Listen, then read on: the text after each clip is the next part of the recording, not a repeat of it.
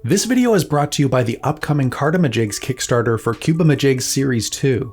CUBEAMAJIGS are reusable booster packs for Magic, Cube, and other TCGs. Series 2 CUBEAMAJIGS are an upgrade to the original CUBEAMAJIGS. Head over to CubeChaos.com to get notified when the Kickstarter goes live. The Commander ban list is, without a doubt, the most controversial aspect of the entire format. I firmly believe that if you were to gather 10 random Commander players in a room, you'd have a difficult time getting even 2 of them to agree on something that should be banned or something that should be unbanned. We all have access to the same set of facts. We know what cards do, we know how they interact. So why is it that we can look at the same set of facts and arrive at wildly different conclusions? Tonight, I'm going to be talking through a few of the reasons why with my guests Sheldon Menery and Glenn Jones to see if we can't get to the bottom of this. I'm Jim, I'm your Spike on the mic, and today we're going to be talking about the role of the ban list in Commander.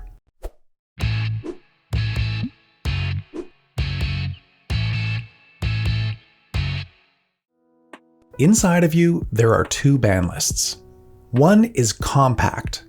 It's easy to understand because it's reserved for only the most game-breaking cards, and I say game-breaking literally. These are the cards that actually break the game. Manual dexterity cards like Chaos Orb and Falling Star live here because of the logistics of actually playing the card and the difficulty some players have with performing the physical real-world actions required by their abilities. Cards with the anti-mechanic like Jeweled Bird and Bronze Tablet live here because they run afoul of real-world gambling laws in a lot of jurisdictions. This ban list exhaustively bans things that can't happen rather than the things that shouldn't. And I put that in air quotes. This ban list is not a place for commentary on how people should enjoy the game. It makes no attempt to balance or diversify the format or to guide players towards or away from a particular playstyle. The other ban list starts with a vision of what Commander should be and takes active steps to remove the legal game pieces that steer the format in the wrong direction. It's not difficult to imagine what this might look like. You start by making a sweeping generalization, like 100 card singleton deck construction is intended to enforce variance on players. And then you just scour Scryfall for things that sidestep that enforced variance. Tutors? Get them out of here. Cultivate? Not on my watch. See you in hell, Shadowborn Apostles. We've now added a couple dozen cards to our ban list that exhaustively bans the things you shouldn't play. Rinse and repeat for all of the sweeping generalizations that you might care to make about the format, and ban cards immediately as they're released if they're found to be detracting from your vision. I recently took to Twitter to ask the question, if you had to pick one or the other, would you rather have a Commander ban list that is A, 200 cards, or B, 10 cards? This question might seem a little hyperbolic at first glance, but what I'm really trying to tease out is whether people in general think that the ban list should be used to influence the way people play the game. With a 10-card ban list, we're removing only the most structurally problematic game pieces. With a 200-card ban list, we're making a push to meaningfully prevent people from doing certain things that we wish they wouldn't. If you're listening rather than watching, 1,625 people voted. 61.7% of the respondents said they'd prefer a 10-card ban list, and 38.3% said they'd prefer a 200-card ban list. If you're watching this on YouTube, this is still very much a question that I'm actively looking for feedback on. Make sure you hit me up in the comments with which side you fall on. Here to talk to me about the role of the Commander ban list in card design is Glenn Jones. He's a senior Magic designer, and in his role as the Commander technical design lead, he's had a hand in shaping the made-for-Commander products that we all know and love. Also joining us is Sheldon Menery, founding member and spokesperson for the Commander Rules Committee, and author of Top 20 Commander Cards in Modern Horizons 2 on StarCityGames.com. Glenn, Sheldon, thanks so much for joining me tonight. Happy to be here. Thanks for having me, Jim, always. I wanted to get both of you in to talk a little bit about the Commander ban list. Before the jump, I outlined 2 potential roles that the ban list can play, but we all know that the ban list in reality is neither of those things. Sheldon, can you give me like a 30,000 foot explanation or 35,000 foot explanation of the way that the Commander Rules Committee currently uses the ban list? Well, we'd like to see the ban list as an exemplar for these are the worst offenders, and hopefully you see how other ones like them can be problematic. We sort of target the player base in hoping that they can then use the ban list to sculpt their experiences better for themselves. Some people use it hard and fast. These are the 38 cards that are on it, and that's all. Everything else is fair game. Others sort of smell what we're cooking and head in the direction of, well, okay, I get the meta point you're trying to make. For the most part, we try to be very restrained with actually banning a card. As you and I have talked, Glenn and I certainly talked while I was out there. We could make the ban list, 100 cards, 150, 200 cards, and that's not good for anybody. Yeah, that's an interesting point. That pretty well aligns with the way that I understand the use of the ban list right now. It's essentially like a hybrid between the two ban lists that I described earlier, right? Like we've removed the structurally problematic cards. That's your Chaos Orb, the Falling Star, all those. But then you've also got a couple indicators in there that serve as signposts to guide players in a particular direction. Yeah, it's funny because when you say the ban list, I think of the cards that we've actively banned, not the ones that we passively banned. Mm-hmm. So the cards that are the Manner Dexterity cards, the anti cards, the cards that are sort of that are culturally insensitive. Those I see as cards that, well, nobody wants them in Magic, and then or very few people want them in Magic. Yeah. And then the ones that we've format banned are creatures of a different stripe. Yeah, and I picked up on that earlier when you mentioned these are the 38. It's like roughly 40 cards, I think, that are on the ban list right now. But the ban list is actually larger than that, right? Like we've got all the stuff that's currently banned in Vintage, or at least was banned in Vintage at one point in time, as well as the cards that we've decided, yes, okay, these need to be banned above and beyond those ones that you said were, problematic for one reason or another.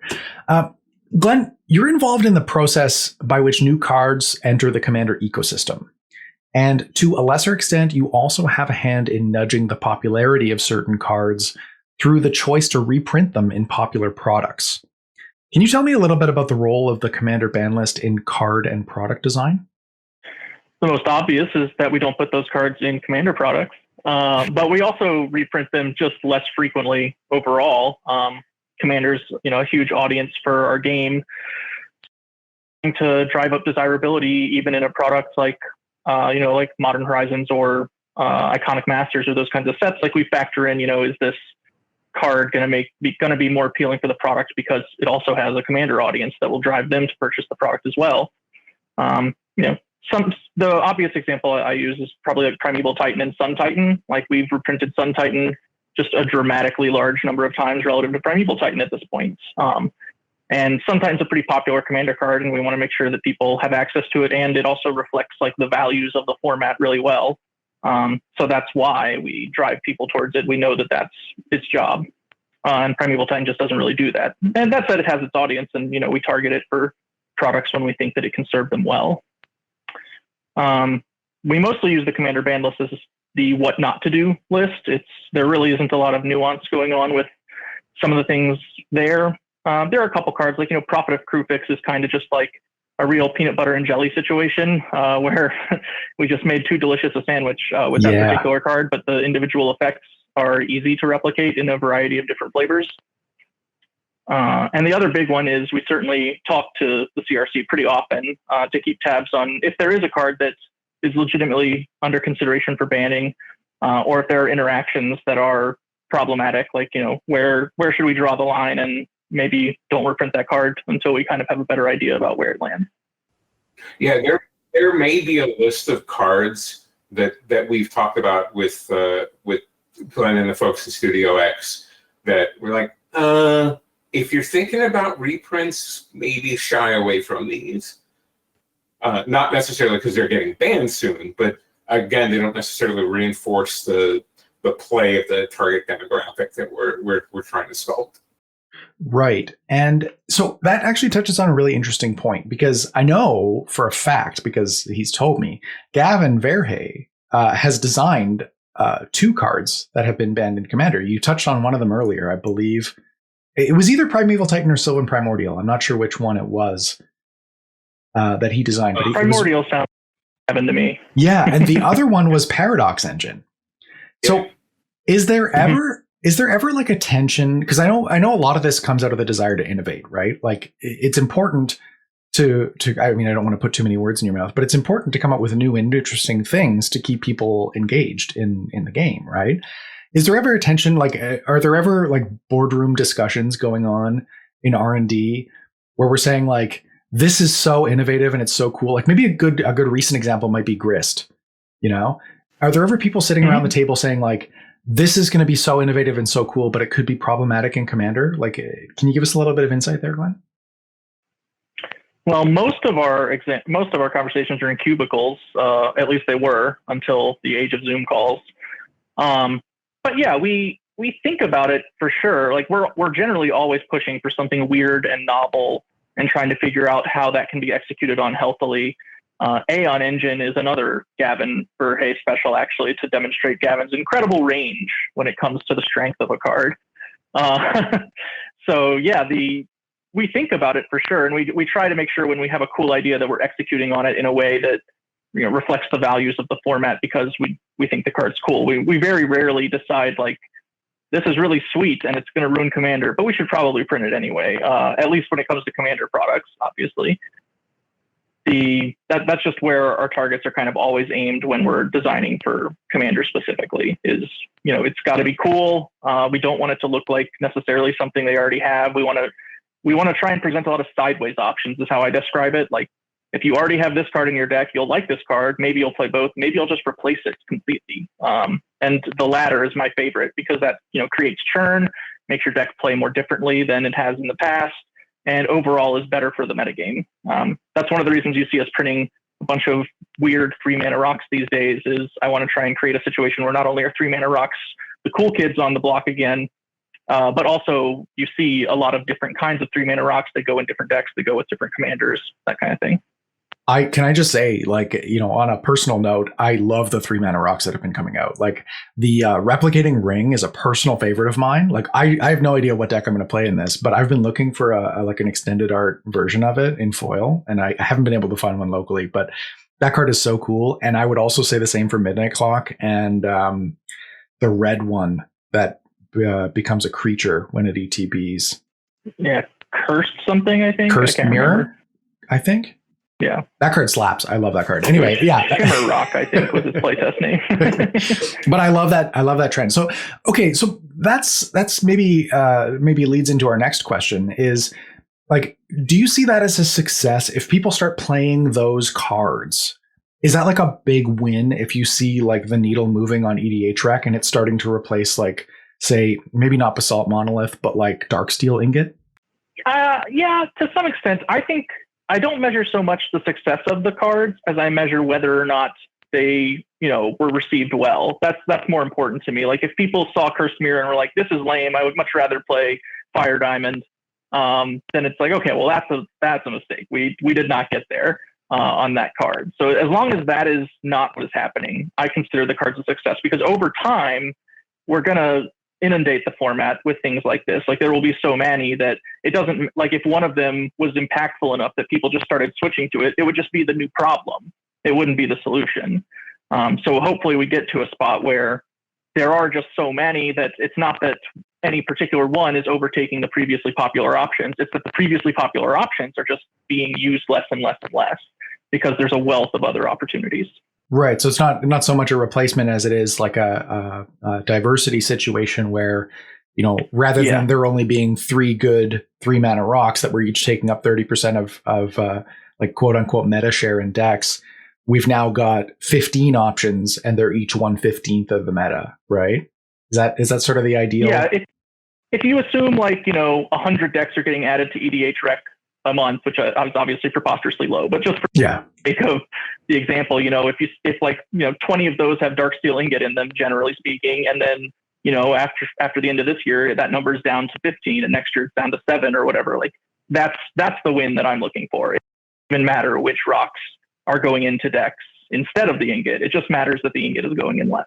Right. 3 mana rocks are going in, right? Yeah. Sorry, I mean, I'm using ingot, which is actually a pretty underplayed example, but yeah, like, signets and talismans are like also a fine target. Like if people are just playing less signets and talismans because they like the 3 mana rocks more, that's wonderful. Like would be very happy with that. And that is ultimately, I think, a much healthier place for the format to go.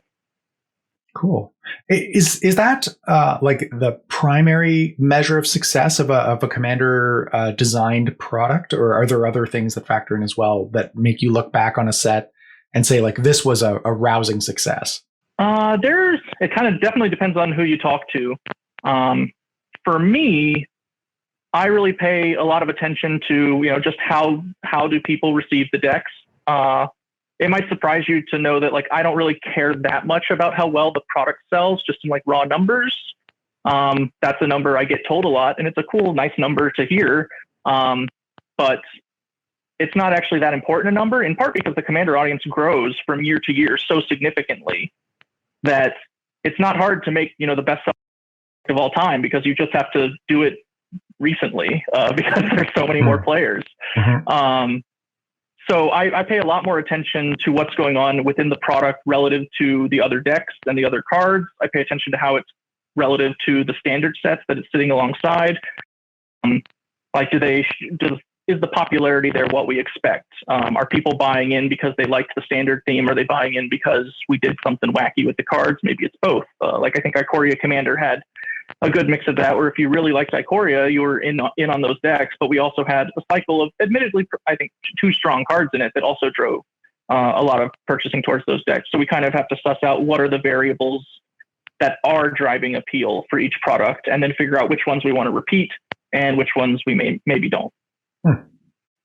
Sheldon, this is going to be maybe a slightly more complicated question than the one that I just lobbed at Glenn, but do you have any thoughts on what makes for a successful commander set? Like, are there any sets that you could point to in recent history where you can say, like, this was incredible for commander? Yeah, absolutely. Commander Legends was such a home run that I can't even grab enough words to wrap around it. I think that Commander Legends provided a great gateway into Commander for new players, and it provided a lot of great toys for the already invested players, for both the sort of mid-tier invested players and the very, very heavily invested players. So I think there was a great spread across the product of things that were just neat for Commander. And the team did a great job, especially with, partner is a thing that could have gotten out of hand, and it didn't. And the thing there is that a restrained hand is usually the one that comes out with the most successful product to me. I mean, if you just make things blah that become format staples or whatever, that doesn't become a healthy card. But if you get the things that people love to tinker around with and try to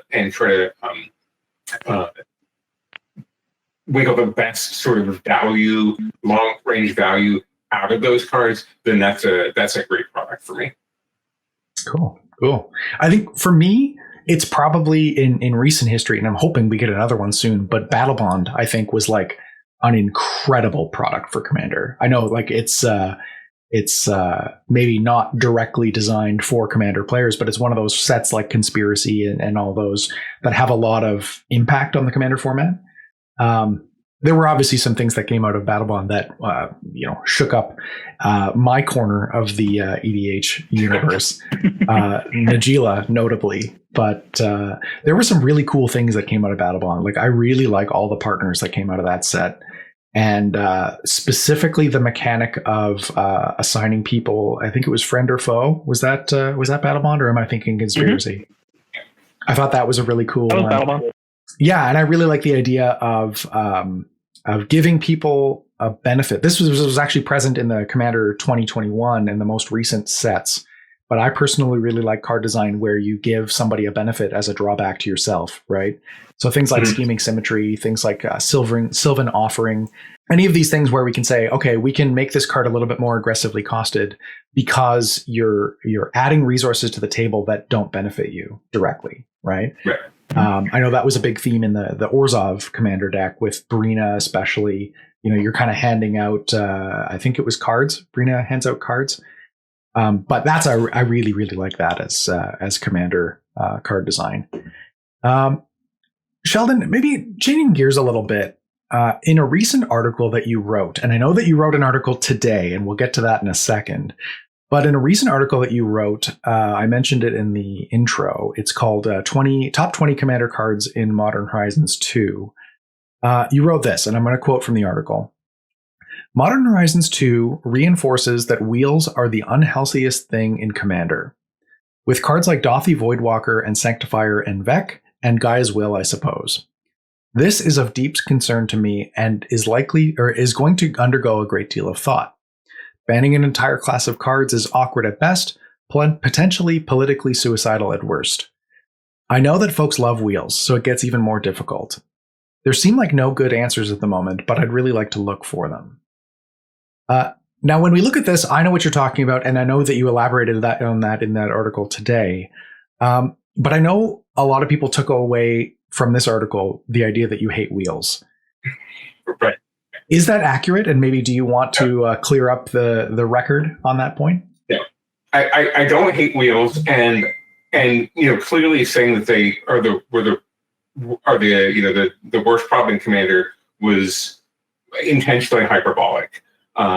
And the idea was to get a conversation started, because here's where I see the intense problem.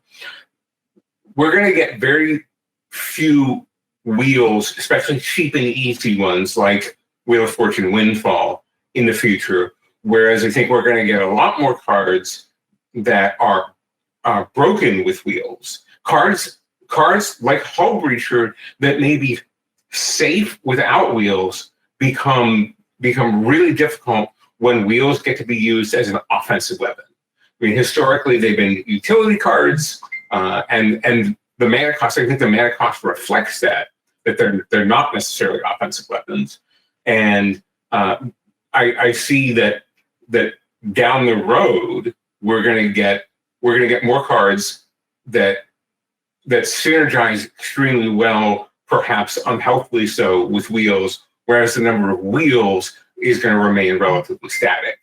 So there's the nature of the problem.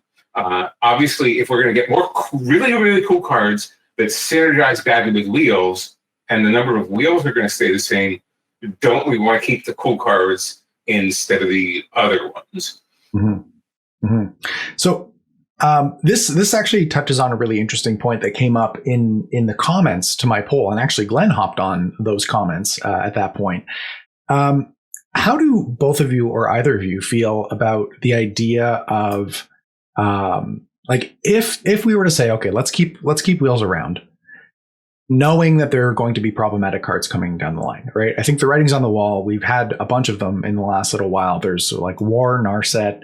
There's Hull Breacher is one of them. A little bit before that, there was Alms Collector, which is not quite as problematic, but still sees a little bit of play. It's basically, if you were to pull up a CEDH Notion Thief list, it's like everything that's categorized as a payoff with wheels, right?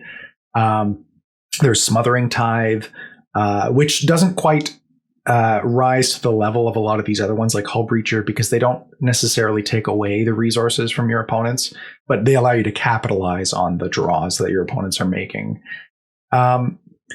Is it more damaging, would you say, to like, let's say these problematic cards like Tergrid come out, and we say this fits a mold that we don't like, which we know that we don't like because of Leovold.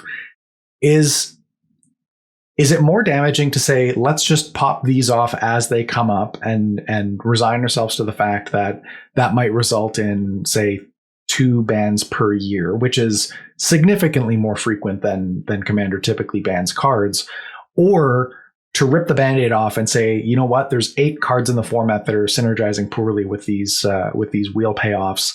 is it the right time now to just say, you know what, get rid of all 8 of those cards? Do you have any thoughts on which one is more or less damaging? Well, I want to start off with, because I think Sheldon kind of noted, you like maybe Hull Breacher would be okay without wheels. I would like slightly further that Hull Breacher without wheels is like doing noble work. Like, you know, you're supposed to draw 1 card a turn. That's the rule. So like that's a very noble thing to punish. That's something we want to be able to punish in Magic, just in general. And it's unfortunate that you can't really punish that without simultaneously making a strong wheel effect even stronger. I do think that there's a middle ground between those two options that is one of the more reasonable courses. I think I don't want to go as far to say like I think it's the best, because I haven't thought long enough about it and really poured over it. But I think that if you drilled down the number of wheels without eliminating them entirely, like, you know, if you just got rid of the more efficient ones that people can very easily, you know, like pop off in a single turn, I think that's fine. Like, you know, is Hull Breacher and Reforge the Soul like problematic? Like, I don't know. That seems like we're getting kind of sketchy. But Hull Breacher and like, you know, Wheel of Fortune or Tolarian Winds or not that one, Windfall. Like those are all things that are efficient enough that it does become really relevant. And the more things we make that punish draws, which again is a noble purpose, more often it will conflict with wheels, which we make relatively less frequently and also much more inefficiently today than we used to. Sheldon, before you weigh in, if I can just interject there. It does pose an interesting problem that actually, circles back to the overarching theme of this episode. And that's that the wheels are a particularly interesting case study because the original namesake Wheel of Fortune is reserve list and is quite expensive and therefore less prevalent in the wild than something like Windfall, which is inexpensive. I don't know how much it is, but I can just about guarantee it's under $10 today. Sure. Is like if there were a third course of action that says like let's make fewer wheels available, there are interesting problems that are posed with each strategy, right? You can ban Wheel of Fortune, which doesn't actually affect as many players as banning, say, something like Windfall or Winds of Change, but it more severely impacts the people that are impacted, right? Because it has a significant financial benefit, which I know doesn't play into the ban list discussions, but it is a consequence of the, Josh Lee Kwai has mentioned it on the Command Zone before, that a lot of value goes up in smoke when a card gets banned, right? So is it better then to pull the trigger on something that is less played, but maybe more emblematic of the archetype? Or do you go with the one that's more widely played, knowing that people have a better option out there available? The question, that question is super complicated, right? I think that again, I was going to say we're talking about Wheel of Fortune and Windfall, not Dragon Mage. So we're probably talking about a relatively few cards anyway.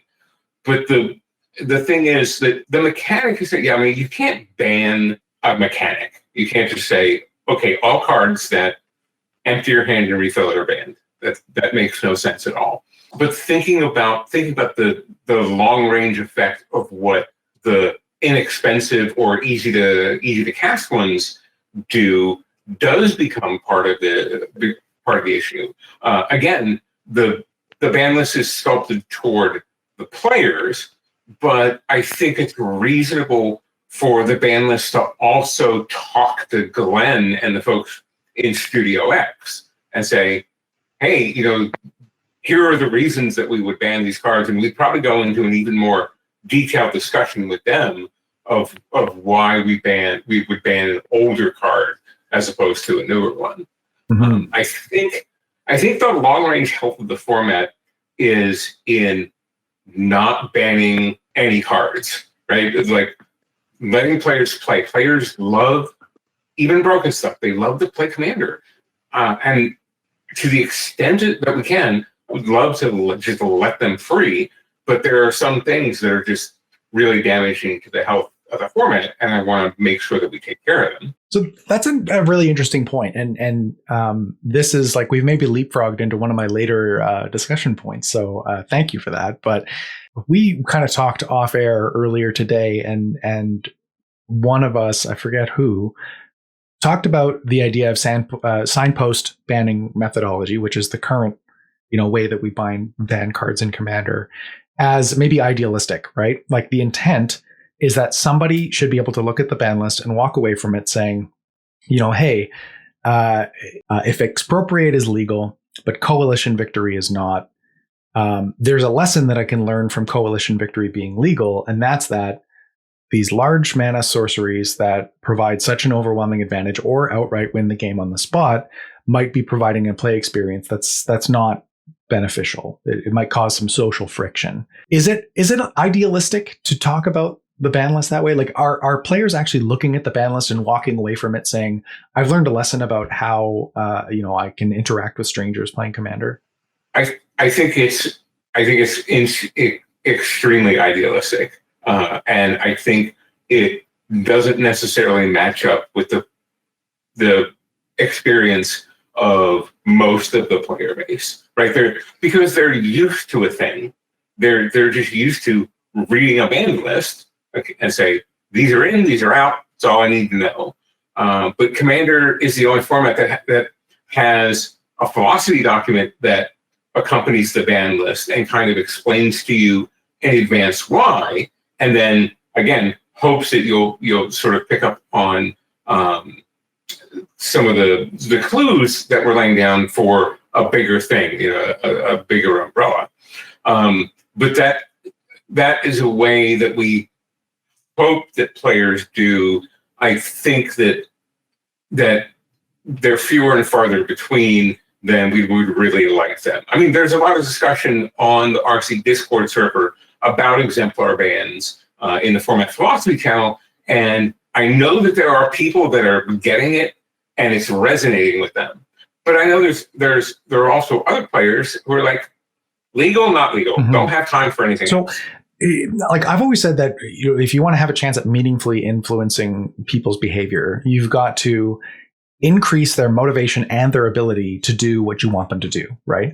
And I think both of you have a role in both of those things. Like, first of all, when we're talking about ability to play certain cards or certain strategies, the ban list directly dovetails with that, obviously, because you're the one that's in charge of saying you're allowed to do this or you're not, right? So that's in terms of ban list management. In terms of card design, Glenn, you've got a pretty unique ability to inject new cards, new strategies, new ideas into the Commander ecosystem, which increases people's ability to do certain things.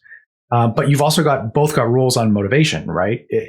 WotC has an ability to amplify voices that might, talk about Commander in a certain way, either by directing, like working with content creators, or even just in the way that we talk about the format just in general. And on the flip side, the Rules Committee also has a similar, platform to amplify those voices. Do you think that we're doing all that we can to influence people's motivation or to affect people's motivation to play in a certain way? Or like, are there things that we can be doing better than that, Sheldon?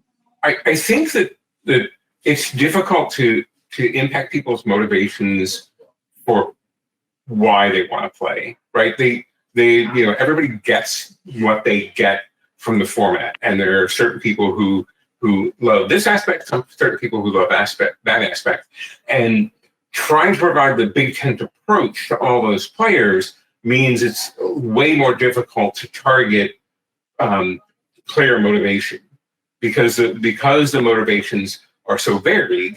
Then an approach to sculpting their motivations would have to be similarly varied, and I think the branches of that tree get very, very, very deep. Mm-hmm. But I mean, in broad strokes, we've got motivations that I think can be shared, like pursuing a good game for everybody at the table, right? Like that's a broad strokes motivation that I think everybody at the Commander under the Commander Big Tent can agree is worth pursuing, even if that looks a little bit different in different at different play groups, right? But when we talk about motivation, I used to give a talk at judge conferences about increasing motivation and ability for players at organized events to behave in a certain way, right? That's if you want the players to call a judge, you have to tell them what types of things you might call a judge for, right? Or you have to make sure that judges are visible. They've got to be walking around the floor, right? These are ability things. In terms of motivation things for organizing events, one of my thoughts is we should be telling people what our goals are for organized events right from the get-go. If we've got a command fest, right? And maybe that's not direct WotC impact, because I know it's not WotC that directly, runs these events. But are we telling players what kind of play experience that we're looking to get out of this? Or are we allowing them to talk about their motivations for playing? Those are the types of things that really interest me. Glenn, are you aware of any motivation type things that Wizards of the Coast is doing? Certainly aware of. At least from the design group standpoint, we let our cardboard do the talking for the most part in this case. We use the pre-constructed decks and the in product environments in the case of Commander Legends to make sure we're showcasing the kind of gameplay that we think is good and healthy, and that someone coming to the format for the first time is gonna, that's gonna stick with them. Like we put time warps pretty infrequently in Commander products. I think the last one we put in actually gave the turn to an opponent. We're that's the sort of thing that confirmation bias, like Sheldon noted, when you come to a banned list, there's a confirmation bias that it is what you expect. These are the cards I'm not allowed. Everything else is okay. That's the confirmation bias we have set up. By the same token, someone learning Commander for the first time, experiencing pre-constructed decks, we want them to, have a chance that, they walk away from that format and another one. And then, a time warp comes up and they're like, oh, that is not what I was enjoying before. Like that wasn't part of my experience. I should look at that a second time and see if I really want to play with it. And obviously a lot of people are just like, nope, taking the extra turn's awesome. I wish that card had been in my deck. But we're giving ourselves the chance, right? We're not normalizing the thing we don't want to happen. We're normalizing what we do want to happen and kind of hoping for everything else to fall into place from there, which we can reinforce, as you noted, with events. Hopefully some of the things they've done at Command Fest in the past, like the signage, kind of giving people places to play or events to look for, ideally is going to continue to improve when we return to live play for those kinds of events. And hopefully people can more often find a game where everyone is happy, because that's really the ultimate goal of any Commander arrangement, is you want everyone to be able to find the place that they will have the most fun playing. Jim, you mentioned the thing about calling a judge, and what I would say there is, to create positive motivation, you create positive experience for the person doing the thing. So when a player calls a judge, you make sure your judges are well trained, are personable, that they know how to dispatch their responsibilities, so that when the player goes, I'm going to call a judge, they have a relative amount of confidence that calling the judge is going to be good for them, even if the ruling goes against them. That the sort of meta experience is going to be good for them, and I think that swings back into what Glenn said about just reinforcing the style of play that you want with sculpting the decks to do it. We can talk a lot about a level of play or a style of play, or inclusion of other people's desires and whatnot. But I think Glenn is right. We have to show them with the decks and the way that, again, those of us who are crafting this message are actually doing it. So that's an interesting point. And this is the more I dig into the topic of the ban list, I think the more it cements my anti-ban position. I was a little bit happier on bans before I joined the Commander Advisory Group than I am today. And I think that might speak to an opportunity for us to talk more about Commander as a format that is wide open, right? We know that the Commander Rules Committee is not actively pruning the format to make it grow in a particular direction, right? If the Commander Rules Committee was doing that, we would see a lot more ban list activity than we do, right? The ban list activity level is closer to that of Vintage than it is to any other format that's actually actively managed, right?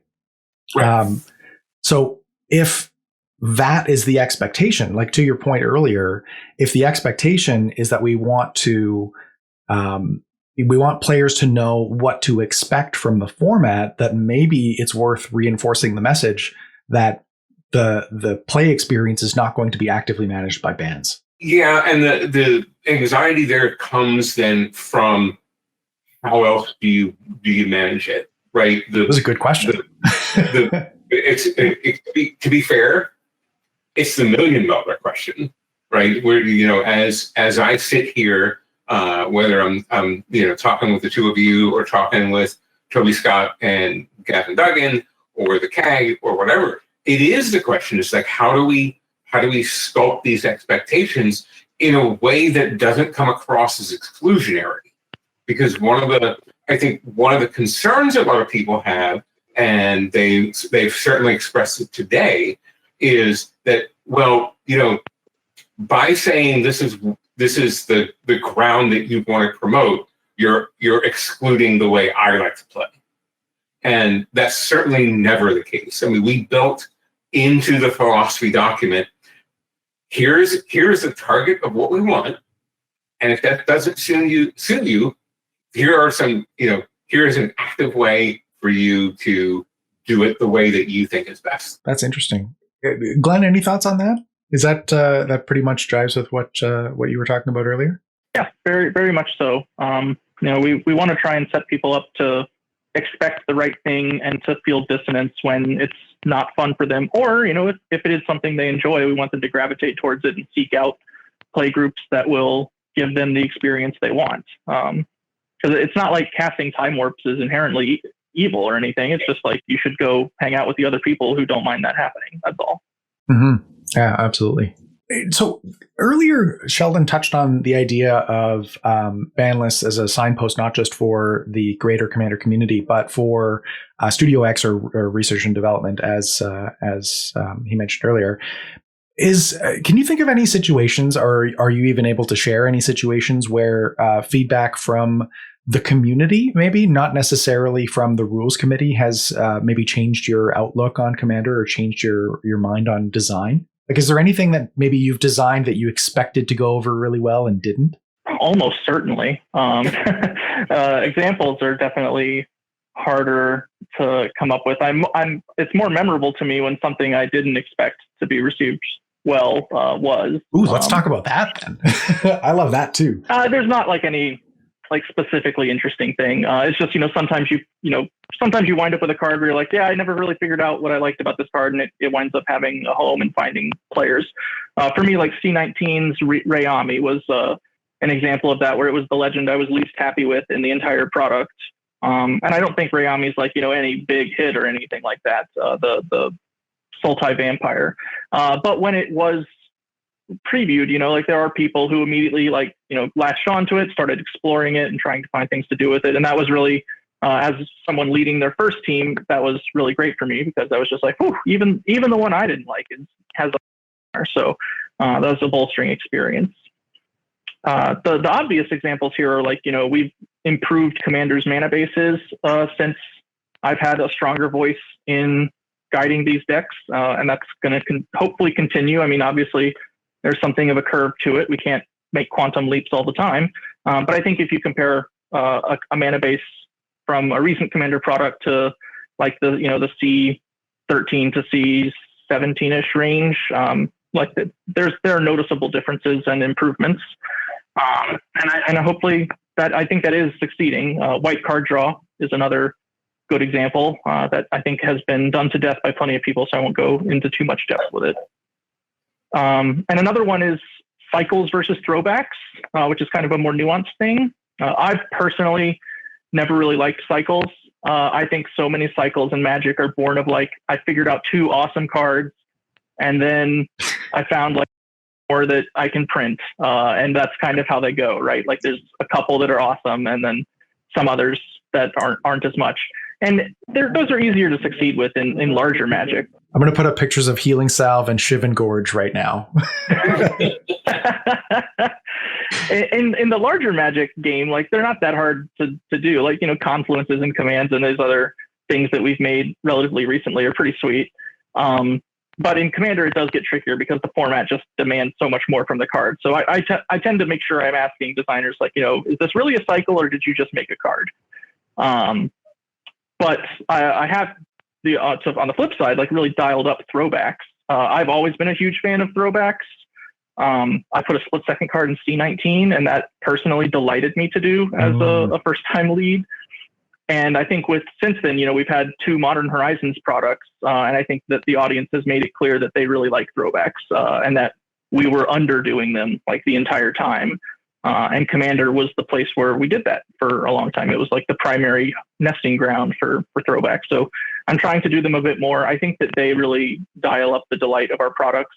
And it is difficult to make them as often as we did with Modern Horizons now wanting to, siphon them off so that we have a product line now that exists and does do that.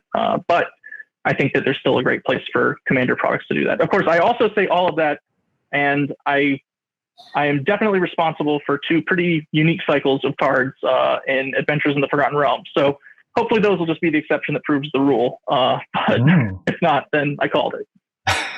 For sure. Well, I think that probably wraps up our discussion on this. Unless either of you have any thoughts, any parting thoughts you want to include? No, I think sitting and talking like this with you and Glenn is great, and we should probably do more of it. Yeah. You and I talk, you and Glenn maybe talk, Glenn and I talk. I think a few more people in a circle talking about stuff like this is going to move us forward into the future of Commander. Yeah, and I think it's a great thing, especially because a lot of the people out there in listener land or viewer land aren't necessarily privy to these conversations. You and I might talk like this once a week, Sheldon, but I can definitely tell you, before 2 years ago, I didn't even know that any of these conversations were happening. All I was able to see was, Reddit's reaction to an article that you wrote, but, or, something that they mentioned on the Command Zone or something like that, right? Like those are the kind of cultural touchstones in our community. And, so I definitely, really, am excited to get this one out there so that people can watch and listen.